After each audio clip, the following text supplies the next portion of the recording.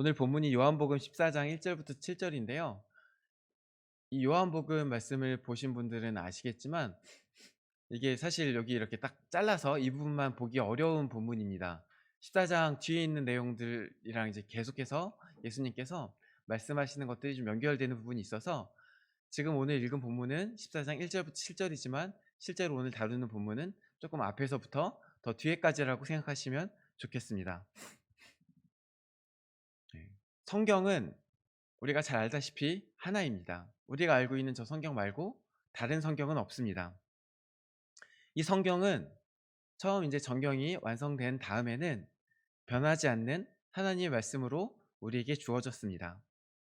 그런데요, 이 변하지 않는 하나님의 말씀 성경이 때로 개인의 상황에 따라 그리고 시대에 따라서 읽혀지는 사람들에게 조금씩 다르게 다가오기도 합니다. 특별히 어떤 억압 가운데 있는 자들에게는 이 성경이 어떻게 다가오냐? 자유와 해방의 말씀으로 다가옵니다. 특별히 어떤 슬픔 가운데 있는 상황에서 하나님의 말씀을 읽으면요, 그 가운데 있는 큰 하나님의 은혜를, 위로의 은혜를 경험하게 됩니다. 하나님의 말씀인 성경은 변하지 않지만 성경을 읽는 사람의 환경에 따라 또 그 시대에 따라 그 주변에 있는 모든 것들에 따라 읽는 사람의 적용점이 달라지는 것입니다. 물론 아무리 적용점이 달라진다 하여도 성경의 가장 핵심적인 메시지 자체가 바뀌는 것은 아닙니다. 그것이 무엇입니까? 예수 그리스도를 통하여서 우리가 구원을 받는다는 것. 그것이 우리의 핵심 복음입니다. 우리가 근데 어떤 구원을 받습니까? 두 가지인데 죄로부터의 구원 그리고 죽음으로부터의 구원. 이 두 가지는 변하지 않는 복음의 메시지입니다. 그런데 이 적용점이 달라진다는 것은 무슨 뜻이냐? 예를 들면요, 우리가 얻게 되는 그 구원, 우리가 소망하는 구원이 그건 그대로인데, 하나님께 주신 건 그대로인데 나에게 느껴지는 게 다르게 느껴진다는 것입니다. 방금 말씀드린 것처럼 구원은 죄와 사망으로부터의 구원입니다. 우리가 스스로 빠져나올 수 없는 어떤 죄로부터 구원하시는 겁니다. 그래서 원래 우리가 이제 하나님을 떠났을 때 의를 행할 수 없게 되는데, 그래서 다시 죄를 지을 수밖에 없게 되는데, 이제 그 죄로부터 건져져서 스스로 의를 행할 수 있게 되는 것, 물론 스스로라고 말하기는 좀 어렵죠. 하나님과 연결되어 의를 행할 수 있게 되는 것, 그게 죄로부터의 구원입니다. 근데요, 어떤 사람에게 있어서 다가오는 죄의 모습이 다 다를 수 있어요. 만약에 습관적으로 거짓말하는 친구가 있다고 생각해 봅시다. 허언을 막 합니다. 이런 친구에게 있어서 죄로부터의 구원은 무엇입니까? 그 거짓말로부터의 구원이에요. 조금 심각해져서 내가 살인을 저질렀어. 내가 폭행을 저질렀어. 그런 범죄를 저지른 사람에게 있어서 죄로부터의 구원은 무엇이겠습니까?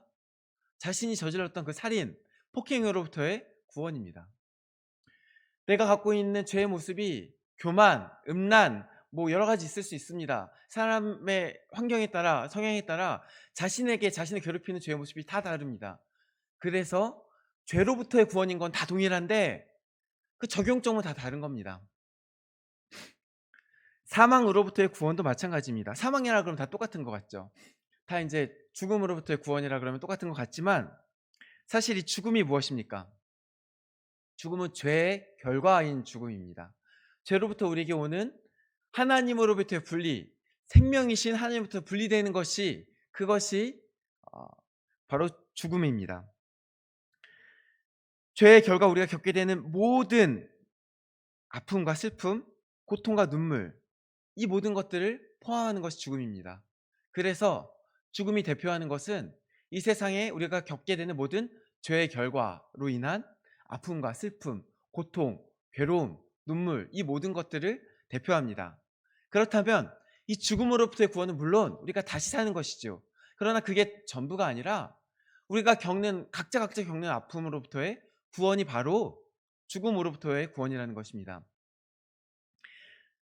내가 겪는 아픔이 서로 당연히 다를 수밖에 없죠. 환경이 다르죠. 누군가는 사랑하는 가족을 잃은 아픔을 겪을 수 있습니다.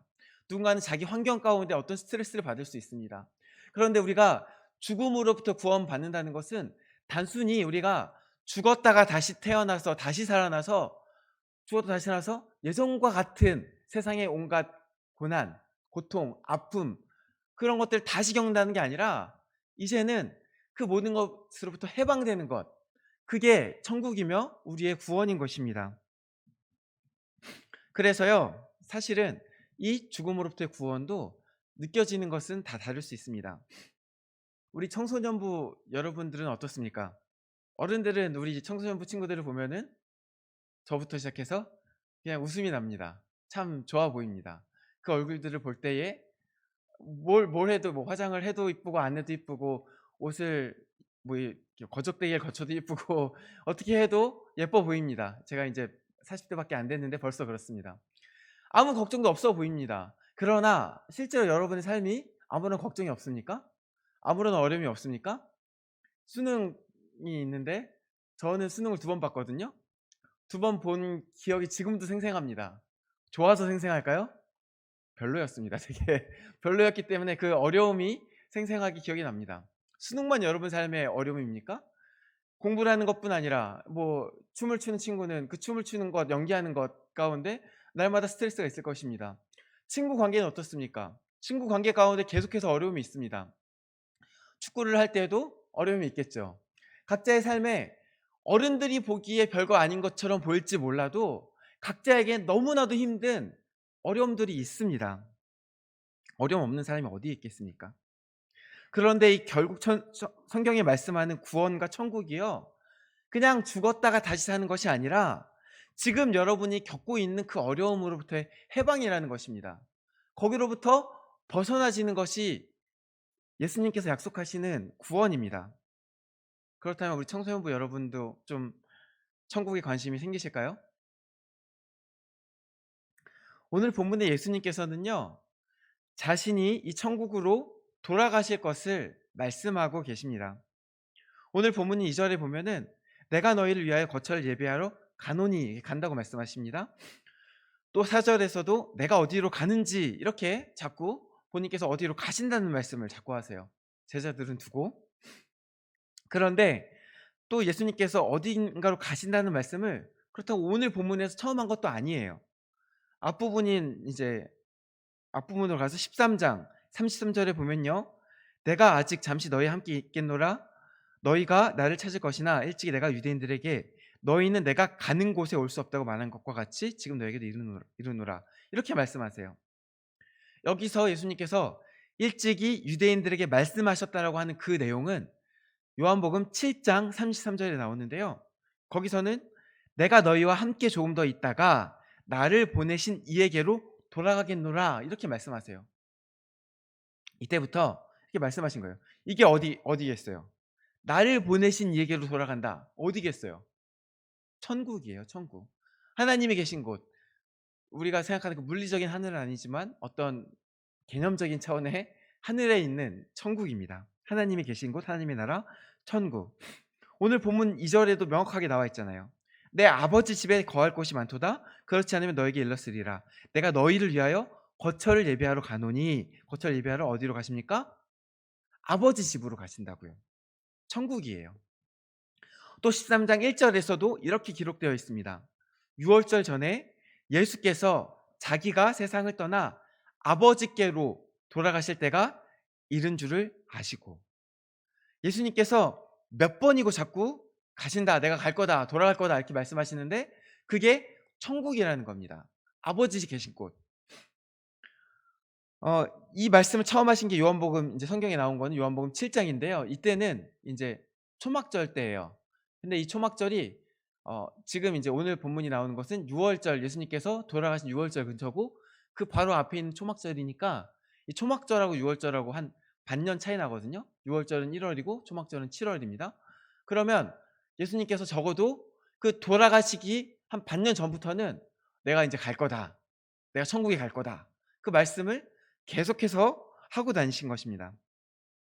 그런데도 불구하고 제자들은 예수님께서 그 말씀을 반년이나 하셨음에도 불구하고 여전히 이해하지 못하고 있습니다.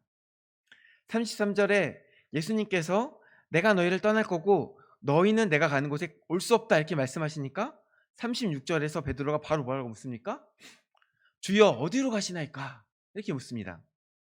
또 오늘 본문의 14장 4절에서 예수님께서 내가 어디로 가는지 그 길을 너희가 안다 이렇게 말씀하시니까 또 바로 이어서 도마가 뭐라고 대답합니까? 주여 주께서 어디로 가시는지 우리가 알지 못하거늘 그 길을 어찌 알겠사옵니까? 베드로도 모르고 도마도 모릅니다. 베드로 잘 아시죠? 예수님의 수제자입니다. 이 사람은요, 뭔가 일이 있으면 생각보다 몸이 먼저 반응하는 행동파입니다. 여기 배 위에 있다가 저 멀리 예수님 같은 게 보여. 그러면 일단 뛰어들고 보는 상남자입니다. 도마는 어떤 사람입니까? 도마 잘 알잖아요. 예수님 제자들이 예수님 이제 도마 빼고 있을 때 나타났습니다. 나중에 제자들이 도마에게 우리가 예수님을 보았다, 부활하신 예수님을 보았다 그러니까 도마 뭐라 그럽니까? 내가 못자국에 손을 넣어보지 않고는 믿지 않겠다. 그만큼 신중한 사람입니다. 굉장히 행동이 빠른 사람, 성급한 사람, 그리고 굉장히 신중한 사람. 이 극과 극의 두 사람이 다 몰라요. 그 사이에 있는 사람 중에 누가 알겠습니까? 제자들 중에 예수님께서 어디로 가신다는 것인지 이해하고 아는 사람이 아마도 한 사람도 없었을 것입니다. 그러나 예수님께서 뭐라고 말씀하셨습니까? 내가 어디로 가는지 너희가 안다. 아니 본인들은 모른다는데 예수님 말씀하세요. 아니야 너희는 알아. 너희는 안다. 이렇게 말씀하시는 거예요. 확신에 차서 말씀하십니다. 너희는 내가 어디로 가는지 또 길이 무엇인지 안다. 왜 그렇습니까? 제가 이제 아동센터에서 가끔 이제 애들이랑 수학을 가르치거든요. 제가 수학을 잘 알아서 가르치는 게 아니라 답안지를 보고 가르칩니다. 잘 몰라서. 근데 이제 옛날 했던 기억을 이제 되살려서 가르치는데 이제 풀이 과정을 몇 개 딱 써줘요. 자, 이랬지, 저랬지, 저랬지. 그러면 알 것 같은데 몰라요. 왜냐면 그 알려줬는데 이해가 안 될 수 있어요. 이런 거예요. 예수님은 알려줬어요. 예수님은 말씀해 주셨어요. 더 정확하게 말하면 보여주셨어요. 어떻게 보여주셨어요? 삶으로 보여주셨어요. 그 사는 삶으로 이 삶의 끝이 무엇이 있겠구나 하는 것을 명확하게 보여주셨어요. 예수님께서 자꾸 어떤 삶을 보이셨어요? 하나님의 나라를 이 땅에 끌어오는 삶을 보여주셨어요. 천국을 이 땅 가운데 이루어가는 삶을 보여주셨어요. 그러면 그 삶을 본 사람은 그 끝에 무엇이 있겠다는 것을 짐작하게 되냐면 하나님의 나라가 있겠구나. 이렇게 사는 그 끝에는 하나님의 나라가 분명히 있겠구나 하는 것을 짐작할 수밖에 없는 하나님의 나라를 사는 삶을 보여주셨어요. 그래서 예수님 말씀하세요. 봤잖아. 나 하나님의 나라를 향해서 가고 있는 거 봤잖아. 그럼 내 도착지가 어디겠어? 천국이지. 근데 제자들은 몰라요. 그냥 단순히 제자들이 멍청해서 모르는 게 아닙니다. 성령 하나님의 도우심이 아직 없었기 때문에 모르는 것입니다. 그러나 예수님께서는 보여주셨습니다. 너희도 내가 가는 길을 따라올 거야. 내가 가는 길이 아버지께로 가는 길이고 너희가 본 나의 삶을 그대로 따라서 너희도 아버지의 집을 향해서 가게 될 것인데 지금은 너희가 못 가. 나 지금 갈 건데 너희는 아직 못 갈 것이고 그러나 언젠간 너희가 같이 올 거야. 너희도 나를 따라서 아버지의 집 천국에 가게 될 거야. 이렇게 말씀하시는 거예요. 그러면 이 아버지의 집 천국은 어떤 곳입니까? 이 요한복음을 기록한 요한 사도가 함께 기록했던 요한계시록에 보면은 21장 22장에 이 마지막 예루살렘에 대해서 상세히 기록하고 있습니다. 이게 천국인데요. 제가 조금 그 부분을 몇 가지 인용해서 읽어보겠습니다. 그곳은 하늘에서 내려오는 거룩한 성 예루살렘입니다. 거기에는 가장 중요한 건데 하나님의 영광이 있습니다. 그런 다음에 이제 여러 가지 묘사가 나오는데 뭐냐? 뭐 그 성의 빛이 지극히 귀한 보석 같고 벽과 같이 맑습니다. 성곽은 성벽 자체가 벽옥으로 쌓였고 그다음에 성은 그 자체가 정금이며 기초석은 각색 보석으로 꾸며졌습니다. 그 성에 12개의 문이 있는데요. 그 12개의 문 자체가 각자가 진주예요. 얼마나 휘황찬란하겠습니까? 성의 길은 맑은 유리 같은 정금입니다. 사방이 정금이면서 보석인 거예요. 근데 이 휘황찬란한 보석들 반짝반짝하는 것들이 보여주는 게 뭡니까? 하나님의 영광을 보여주는 거예요. 중요한 건 다른 게 아니에요. 이 모든 것이 보여주는 것은 이것이 그만큼 커다란 하나님의 영광, 하나님의 광채를 품고 있는 장소라는 겁니다. 그래서 이 하나님의 영광이 비치고 어린 양이 그 등불이 되셔서 해도 필요 없고 달도 필요 없다라고 기록하고 있어요. 너무 눈부신 거예요, 하나님의 영광이. 그래서 해도 필요 없어요. 달도 필요 없어요. 하나님 자체로 그냥 빛나요. 그곳엔 밤이 없어요. 하나님이 항상 함께 계시기 때문이에요. 근데 이런 곳이니 당연히 어떻겠어요? 사람들은 만국의 영광과 존귀를 가지고 그 성으로 들어오는데 무엇이든지 속된 것이나 가증한 일 또는 거짓말하는 자는 결코 그리로 들어오지 못할 것입니다. 왜요?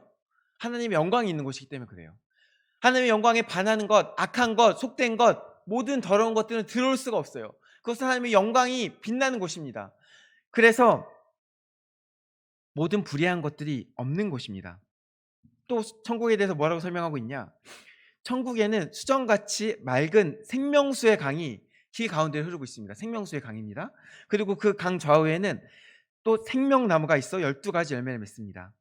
생명의 나무에서 열리는 열매는 곧 생명 열매인데 이 열매와 그 잎사귀들은 만국을 치료하기 위한 것이라고 기록하고 있습니다.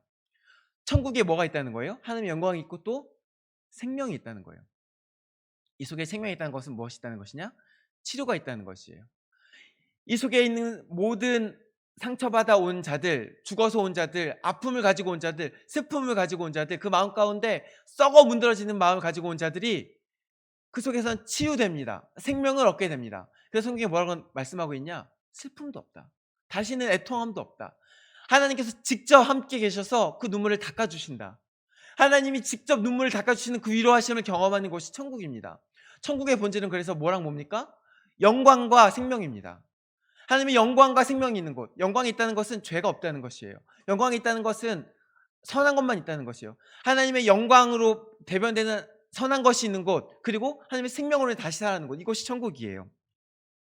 이제 그곳에는 다시 사망이 없고 외통하는 것이나 곡하는 것이나 아픈 것이 다시 있지 아니할 것입니다. 오직 다시 회복하게 하며 다시 살아나게 하는 생명이 가득한 곳, 그것이 바로 하나님의 집, 하나님께서 우리에게 예비하신 아버지의 집인 것입니다. 그렇다면 다시 한번 아까 드린 질문처럼 사실 우리 젊은 친구들은 천국에 대한 별로 기대가 없는 경우가 많은데 이러면 기대가 좀 생기는 것 같습니까?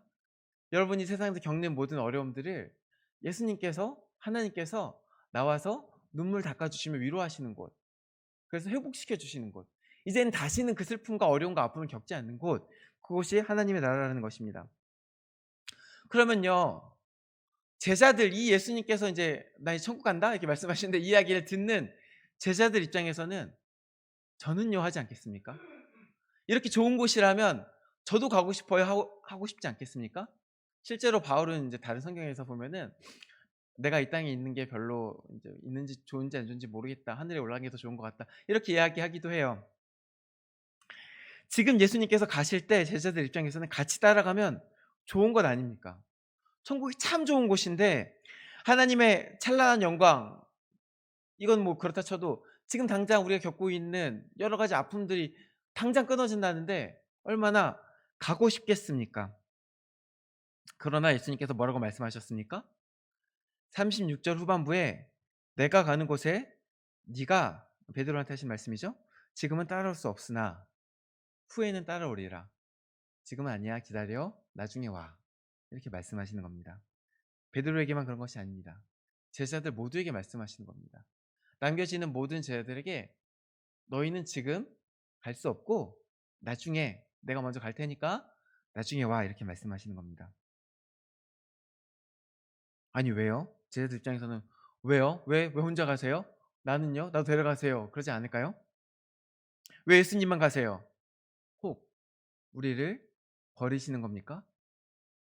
지금 이 십자가를 눈앞에 둔 이 상황에서, 이 고난을 눈앞에 두는 상황에서 우리를 이 땅 가운데 고아와 같이 버려두고 가시는 것입니까? 아니 왜 예수님은 제자들 안 데려가시는 겁니까? 천국에 방이 없습니까? 공간이 없습니까? 천국이 좁아서 증축 공사를 해야 합니까? 천국이 그럴 리가 없죠. 하나님께서 처음부터 모든 것을 예비하셨습니다. 그러면 공간은 있는데 빈 방이 없습니까? 지금 다 꽉 차가지고 지금 예약이 끝나서 너희가 올 빈 방이 없어. 그런 겁니까? 그런데 예수님께서는 분명히 14장 2절에서 내 아버지 집에 거할 곳이 많다고 말씀하셨어요. 만약에 없다 하더라도 예수님께서 제자들을 위하여 거처를 예배하러 가시겠다고 하지 않으셨습니까? 그렇다면요, 지금 제자들이 바로 예수님과 함께 천국에 갈 수 없는 이유가 천국 자체에 있는 것은 아닙니다. 그럼 이유가 어디 있겠어요? 천국의 자체에 있는 게 아니라면 제자들에게 그 이유가 있겠죠. 지금 제자들에게 그 길을 갈 수 없는, 예수님을 따라 하나님의 나라를 갈 수 없는 이유가 있는 것입니다. 그 이유가 무엇일까요? 그 이유는 예수님의 경우를 보면 알 수 있습니다. 예수님도 사실 그냥 아무 때나 자기 가고 싶을 때 천국 가신 게 아니에요. 13장 1절에 성경은 이렇게 기록하고 있습니다. 예수께서 자기가 세상을 떠나 아버지께로 돌아가실 때가 이른 줄 아시고. 예수님께서도요, 천국 좋은 거 아시죠? 거기 계시다 오셨는데 하다가 에이 못해 먹겠다 하고 올라가신 거 아니에요. 때가 되었다, 내가 이제 돌아갈 때가 되었다라는 것을 깨닫고 말씀하신 거예요. 때가 되었을 때 예수님께서는 돌아가신 것입니다. 그 때가 언제입니까? 어떤 물리적인 1999년 몇 월 며칠 이런 겁니까? 아니에요. 성경에서 말하는 하나님의 때는 물리적인 시간이 아니고 하나님께서 계획하신 것이 이루어지는 때입니다. 그래서 그때가 제자들에게 있어서 너희는 아직 때가 되지 아니하였다 이렇게 말씀하신다면, 만약에 성경에 그렇게 나오진 않았지만 너희가 수명이 75세쯤 되는데 지금 네가 한 40살쯤 됐잖아? 한 35년만 더 있다 와, 이런 물리적인 시간이 아닙니다. 어떤 때입니까? 예수님께서 지금 하나님 때가 이르렀다고 하실 때는 어떤 때입니까? 십자가의 때였습니다. 6월절이 이르러 십자가의 때, 예수님께서 자신의 사명을 다 하실 때가 이르는 줄 아시고 동시에 내가 돌아갈 때가 이르렀구나 아신 것입니다. 예수님께서는 자신의 사명을 다 마치시고 그때가 이르러서 천국에 돌아가셨습니다. 그러면 제자들은 어떻겠습니까? 제자들도 그때가 끝나야 가는 겁니다. 자신의 사명이 끝나야 가는 겁니다. 아까 바울 얘기를 했는데 바울이 내가 천국에 가는 게 낫겠다. 그런데 너희에게 있어서는 내가 지금 너희와 잠깐 더 있는 게 낫겠다 이렇게 말하는 걸 볼 수 있어요. 다시 말해 바울도 자신을 향한 소명을 본 거예요. 그 사명을 본 거예요. 너희를 향한 내 사명이 남아있기 때문에 나도 남아있다 이렇게 말한 겁니다. 제자들도 마찬가지입니다. 아직 세상에서 행해야 할 사명이 남아있었기 때문에, 그들의 때가 되지 아니하였기 때문에 아직 너희가 오지 못하리라 말씀하신 것입니다. 예수님께서 제자들을 세상에 남겨두고 가시면서 너희는 너희의 때에 너희 일을 다 하고서 그때 하나님의 나라로 돌아오라고 말씀하시는 것입니다. 그래서 예수님께서 실제로 마지막에 어떻게 가셨습니까? 부활하신 후 제자들에게 다시 오사 그들에게 그동안 가르치신 것을 알게 하시더니 마지막에는 명령을 남기고 가셨습니다. 오직 성령이 너에게 임하시면 너희가 권능을 받고 예루살렘과 온 유대와 사마리아와 땅끝까지 이르러 내 증인이 되리라. 이 사명을 명확하게 남기시고 하늘로 가신 것입니다. 이것이 제자들이 아직 이 땅에 남아 있어야 할 이유입니다. 제자들이 아직 하늘에 있는 하나님 나라로 돌아갈 수 없는 이유입니다. 그런데요, 이게 끝이 아닙니다. 이게 끝이면 사명을 위해서 살아야겠구나, 좋은 말씀이지만 또 이게 끝이 아닙니다. 예수님께서 뭐라고 말씀하셨냐? 14장 본문에서 제자들에게 무엇을 약속하셨습니까? 18절 말씀입니다. 오늘 본문이 아니지만 아까 말씀드린 것처럼 같이 보고 있습니다. 내가 너희를 고아와 같이 내버려 두지 않을 것이다. 내가 이 세상을 떠나가면서 하늘께로 가면서 너희에게 사명을 남겨두고 가는데, 무거운 짐을 남겨두고 가는데 너희를 고아와 같이 너희만 남겨두고 가진 않을 것이다. 너희 스스로 이 짐을 지라고 너희가 이것 해결하라고 너희에게 숙제를 남겨주고 가는 것이 아니라 내가 다시 올 것이다. 곧 성령 하나님을 다시 보내실 것을 약속하십니다. 제자들 입장에서는요, 예수님께서는 가시고 본인들은 올 수 없다고 하니 얼마나 막막하겠습니까? 버림받는 느낌이 들지 않겠습니까? 예수님께서는 그 마음을 아시고 분명하게 말씀하셨습니다. 내가 너희를 고아와 같이 내버려 두지 않겠다. 그때 금방 다시 와서 너희와 함께 할 것이다. 그때에는 내가 다시 왔을 때 세상은 다시 나를 보지 못하지만 너희는 다시 나를 볼 것이다. 어떻게 그럴 수 있습니까? 20절 말씀입니다. 그날에는 내가 아버지 안에 너희가 내 안에 내가 너희 안에 있는 것을 너희가 알리라. 그날에는 제자들이 예수님 안에 거하고 또 반대로 예수님께서 제자들 안에 거하시는 형태로 오십니다. 다시 말해 예수께서 다시 오신 것은 물론 재림 때는 육체로 오시겠지만 예수님께서 이때 약속하신 다시 오시겠다는 것은 모든 세상이 볼 수 있게 육체로 오시겠다는 것이 아니고 영으로 오신다는 것입니다. 그래서 그 영을 받은 자들만 예수님을 보게 됩니다. 그 영을 받은 자들은 예수님을 보고 예수님 안에 거하고 또 안에 거하신 예수님을 경험하게 됩니다. 다시 말해 예수님과 하나 되는 그 연합을 누리게 됩니다. 그 속에서 이 세상에 있는 험난한 세상 가운데 무엇을 경험할까요? 하나님의 영광과 생명을 경험할 것입니다. 이게 무엇이라 아까 뭐의 핵심이라 그랬죠? 천국의 핵심이라 그랬어요. 하나님이 계신 곳에 영광은 항상 있어요. 하나님이 계신 곳에 생명은 항상 살아납니다. 왜요? 생명이시기 때문에 그래요. 예수님께서 우리한테 하나님께서 그 생명과 영광이 있는 천국으로 가셨지만 다시 우리에게 생명을 보내주사 성령 안에 임하게 되면은 이 땅 가운데 우리가 남아 있지만 하나님의 나라를 맛보게 됩니다. 조금씩 조금씩 경험하게 됩니다. 하나님의 영광을 보게 됩니다. 조금씩 조금씩 살아나는 것을 경험하게 됩니다. 조금씩 조금씩 내 안에 생명이 생기는 것을 보게 됩니다. 천국을 이 땅 가운데 경험하게 되는 것입니다. 완전히 슬픔이 끊어지는 저 하늘에 있는 천국은 아닙니다. 그러나 본질적으로 다시 생명을 맛보는 삶, 하나님께서 직접 눈물을 닦아주시는 그 위로를 경험하는 삶, 조금씩 내 삶을 통해 하나님의 영광이 드러나는 것을 경험하는 삶, 본질적으로 천국이 내 삶에 임하는 것입니다. 비록 저 죽어서 가는 하늘의 아버지 나라처럼 완성된 것은 아닙니다. 그러나 조금씩 조금씩 내 삶의 것이 드러난다는 것입니다. 예수님께서 하늘에 가시면서 이 험한 세상에 제자들 우리를 두고 가시지만 너희는 아직 오지 못할 것이다 말씀하시지만 우리에게 천국을 선물로 주고 가신다는 것입니다. 그리고 마지막 그날까지 우리가 천국에 같이 가게 되는 도착하는 그날까지 우리와 함께 하신다는 것입니다. 그러므로 사랑하는 성도 여러분, 우리 청소년부 친구 여러분들, 우리의 때가 아직 이 땅에 있을지라도 우리가 아직 해야 할 것들이 많이 있어서 이 땅에서 고통받고 있을지라도 이 땅의 고통이 우리에게 끊어지지 않을지라도 오늘 우리에게 임하셔서 위로하시고 살리시는 저 천국을 맛보면서 하나님의 사랑을 경험합시다. 눈을 들어 우리의 결국이 완전히 우리가 자유케 되는 천국에 있음을 소망합시다. 그러면서 동시에 오늘 우리에게 임하시는 하나님의 위로와 하나님의 살리심과 하나님의 영광을 오늘 우리에게 임하는 그 영광과 하나님의 은혜들을 누리며 소망하며 살아가는 저와 여러분 되시기를 주님의 이름으로 축원합니다. 기도하시겠습니다. 우리를 위하여 거처를 예비하러 가시는 예수님 감사합니다. 또한 이 땅 가운데 우리에게 하나님의 나라를 선물로 주셨습니다. 주님, 우리가 주님께서 주신 천국을 맛보며 이 세상에 살아갈 때에 저 천국을 소망할 수 있게 하시고 하나님을 더욱더 경험할 수 있게 하시고 하나님으로 인해서 기뻐하고 즐거워하며 하나님께 영광 돌리는 삶을 살 수 있게 은혜를 베풀어 주실 것을 믿습니다. 우리 한 사람 한 사람 함께하여 주시옵소서. 감사드리며 예수 그리스도 이름으로 기도드립니다.